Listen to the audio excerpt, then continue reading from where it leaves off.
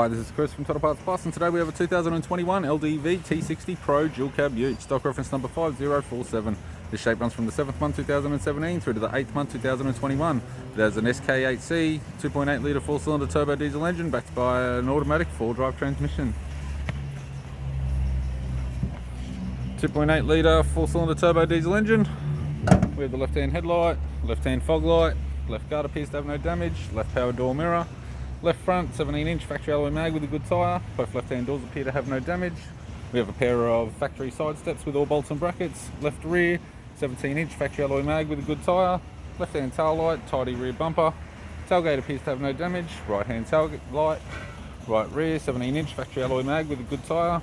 Right-hand side step, sold as a pair with all bolts and brackets.